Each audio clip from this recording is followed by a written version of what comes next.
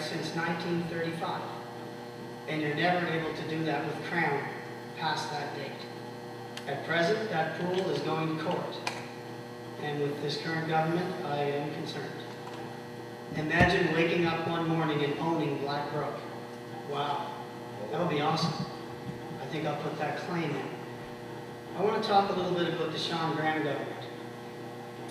I believe there is an investigation that needs to be done. A lot of people don't realize that Robbie Tozer never filed an application. The cabinet at that time just gave him the money. So the question remains, were those ministers in that former government, were they guilty of anything? I'd like to know. The public deserves to know. It's not being done because Mr. Gallant, and there's a nice picture of him with a broom sweeping it right under a rug. The province of New Brunswick at present is run by a cabinet that may have a couple of criminals in it. And until that investigation is done, no one is going to know the truth about that, and we deserve to know it.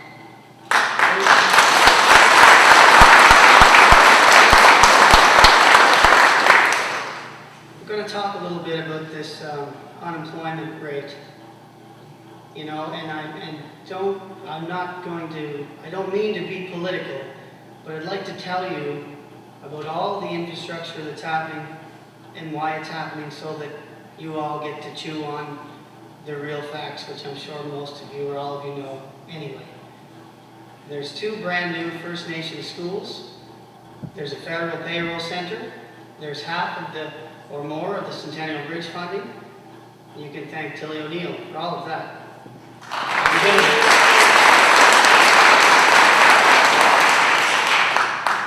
You can thank a former MLA and a former government that I was a part of. Robert Trevors was instrumental in the 3B dementia nursing home care beds. Mr. Fraser at the time said it was horrible.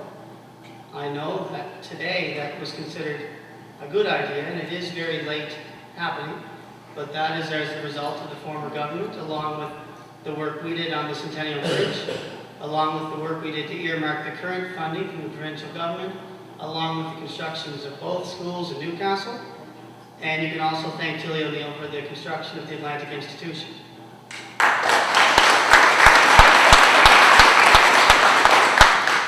It's not a problem to take pride in the fact that something good is happening. But when you don't have the sack to show up here tonight and face the people and then go and take credit on a local radio station, that's a slap in the face.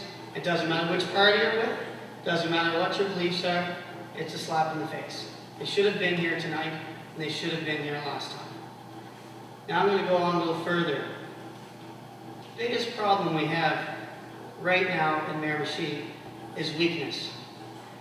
It's easy to say that the leader is the boss, and it's the truth as well.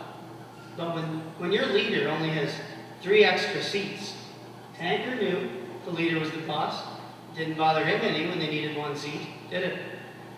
Right now, Fraser and Harris have no clue, or else they're terrified to admit how much power they could actually exert.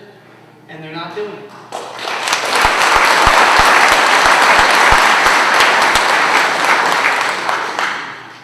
You have to realize that there's a hill that someday you're going to die on. When you're an MLA, I thought I died a few times. I still ended up making it through, but it wasn't always pretty. You know, there has to be a time when you stick your chest out and stomp your feet, and it's not pretty, it's not seen as professional, it's not overly profound, and to some it's rude, but sometimes it works. And I think as Miramichiers, it's been said a million times here tonight, we love fighting.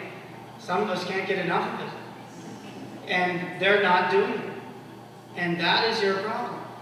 And it's our problem, it's my problem, it's everybody in the room's problem. And if Pat Finnegan is elected next Monday, these 2 that we're upset with tonight, they're going to grind in, shut their mouth, put their nose in the air, and they're going to just walk along and dig their heels in for 3 more years. Because you know what? They would have gotten away with it. They will get away with it if he's elected. I have no ill will against him. Not at all. I've never even met him. But they need to be delivered a message. The only way to do that is if he doesn't get elected. Listen, I'm not fooling you. I'm voting for Tilly O'Neill. It's easy. I'm conservative. I'm going to do it.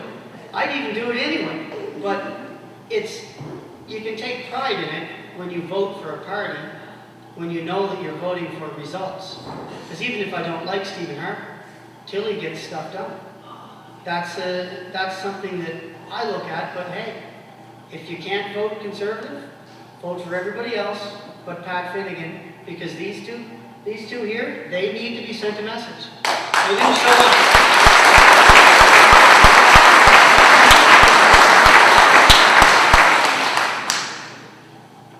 As Tanker said, and as many others here said tonight, it's the strength in numbers that yields the best result. I've said it before. People love to protest for abortion and shale gas, but they don't protest enough for forestry. That's only one example. But as a citizen of Canada, you can protest whatever you want. Miramichiers have a lot to protest about. A lot. And we've had a lot for some time. With forestry, I spent 4 years there, and it was the hardest department that I'd ever dealt with in any way, whether it was fishing licenses or fuel wood or even some of the small things that seem mundane, but they're not mundane in rural society. We burn firewood. We eat grills. We still want to keep the salmon and stuff it in our waders half the time. You know, this is who we are. We can't get away from that very easily. And I think that with forestry, it's simple. There's no protection for the community in the Crown Lands and Forest Act. Laws can be written to do that. They should have been there. They probably were there 50 years ago. They're not there today. And every government that has come to power, including my own, made it just a little bit worse. And I agree with that. I'm here to tell you that. I feel that way. I didn't come here to, not tell the truth. Tilly O'Neill has $2 million set aside for the plywood mill. Every day people say they want that plywood mill. Well, I'll tell you what. I don't hear what the other governments are offering for it, so if you truly want it, it's an easy vote. Because if Tilly doesn't get in or you don't vote for it, don't complain over it. Nobody else has a plan for that. Not that I've heard. And I'm listening. I'd love to hear it. So tonight, I'll keep fighting for you. I'll help. I'll do whatever I can. The past is valuable if we learn from it. That's how the past is valuable. These people that are not showing up to your meetings, they need to be delivered a swift blow that allows them to know that they're wrong.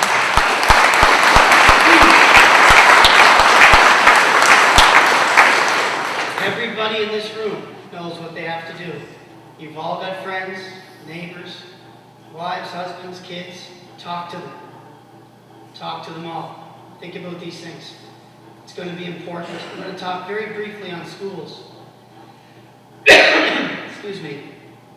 The Boys Town Elementary School, the Boys Town High School, it was called Upper Miramichi Regional, I think. It was closed in 2010 because the new school along Route 8 in New Bandon was coming. So they closed that high school. Just recently in Sunny Corner, there was a discussion. 1,000 people or so showed up and learned about the huge $110,000 in savings they're going to make. What a joke. I mean, let me tell you how this works. Dopetown Elementary School and Boys Town High School, they were both closed at the same time. It cost $90,000 a year to maintain, heat, and clean one of them, and $40 or $50 for the other. So it cost $150,000 a year to send people from Fredericton to Boys Town and Dopetown and mow the lawn and sweep the floor while it waited to go to the supply and service list. Only then to be demolished. Well, should have cost $800,000. Some guy underbid everyone for $330,000. That was trouble. The asbestos removal alone was $270,000. So if you're going to close the 2 schools in Sunny Corner, it's simple. You're going to be anywhere from $1 million to $2 million to demolish them after you've spent $150,000 a year for 4 years to heat a vacant building. So this $110,000 in savings seems quite thin when you've spent $500,000 to keep them open and then $2 million to tear them down. There's no savings in it. It's ridiculous. I'm telling you, this 409 policies, this has to go. Because look at little Napan School over there. It's not a very big school. Some have criticized me for trying to help them. But I want to talk to you about this. I've talked to teachers. I have a little bit of a background, very small one, in teaching. My wife is a teacher. Tilly here is a school teacher for many years. I've talked to several teachers. And they all told me that a classroom that has 12, 13 kids in it is awesome for learning. Because you get more one-on-one with the teacher, more hands-on. So if you need extra help, you don't got to stay after school. She or he's right there to help you. There's only 12 or 13 of you in there. It's a really good learning environment. Napan will have 64 kids next year, but they have 6 grades. What if, almost every class was in the double digits? It's not the end of the world. Of course, if a school gets to, if you've got 4 kids in kindergarten and 5 in grade 1 and 2 in grade 3, well, you don't have to worry about closing it. There's not going to be anybody in it. But for the time being, that's still a good learning when you have a small class size. And I wanted you to know how little savings there actually are. And if there are savings, it's in the extreme long term. It's 20 and 30 years down the road. These kids that'll be bused to Newcastle will have kids of their own and then some by the time there's a savings. I won't talk too much longer. There's too many things I want to talk about, and I want to get some other people up, and I have to get home because I haven't seen my kids in 2 days, and I'm sorry about that, but I do want to leave one more thing with you. Send the message. On October 19th, vote anybody but the Liberals.